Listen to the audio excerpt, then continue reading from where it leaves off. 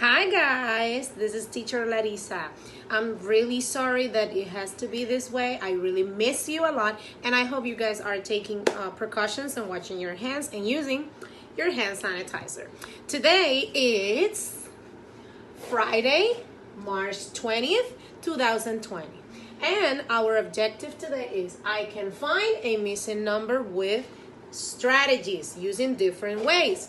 Now, our content objective, guys, you know that is the objective that we are going to learn, what you are going to learn today. We're going to have as a content objective to use place values understanding and some properties of subtraction. And our language objective, we know that is what we use or what we do to learn, which is use strategies different based on the place value to find a missing number.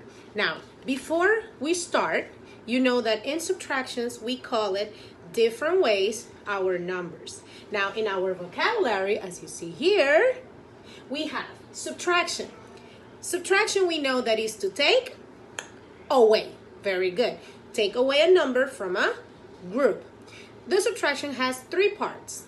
The first part, we call it minuend, which is from the part that you are going to take away. The second part of the subtraction, we call it subtrahend, which is the amount or the number that you're taking away from the first number, which is the minuend.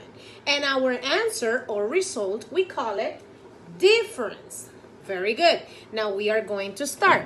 You know that for next week, we have one of the assignments that is to go to a link where you click a link to review what we've been doing in the classroom. Remember that we've been practicing finding missing numbers with subtractions and additions.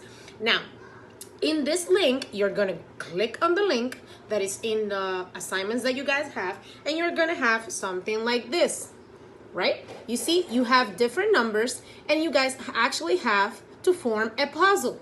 How do you form that puzzle? By solving these subtractions that you guys have there. What I want you to do, I want you to do those subtractions in a piece of paper in which you are going to write your name and you're going to show me the subtractions. Remember, we do subtractions in vertical form. Very good. I'm going to do an example so you guys remember what we did and how we find the numbers, right? So I have my little board here, and we're gonna have our first subtractions. Our first subtractions, let's say that is 100 minus, which is the missing number, equals 42.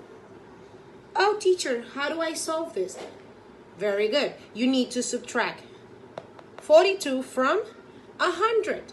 So we're going to do the subtraction. How do we do the subtractions? In vertical form.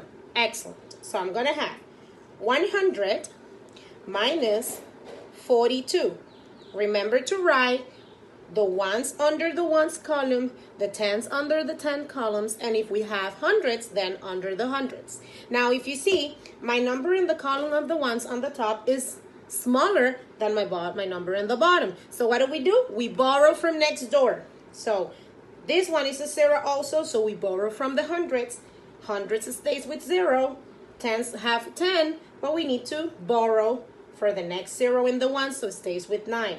And we give it to the ones. 10 minus 2, 8. 9 minus 4, 5. So my missing number will be 58, which means that 100 minus 58 is 42. And that's, my dear kids, how you solve your subtractions. Remember to write the subtractions in a piece of paper, to write your names and all that. After you write your names, remember then to complete your puzzle. Every time you complete an answer, you drag the puzzle.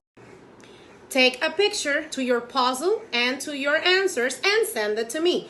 Remember to stay safe at home. Remember to keep washing your hands and using your hand sanitizer. I miss you a lot. But a lot. I wish we could be in the classroom all together, but we need to take care. Stay safe and see you on the next time. Bye.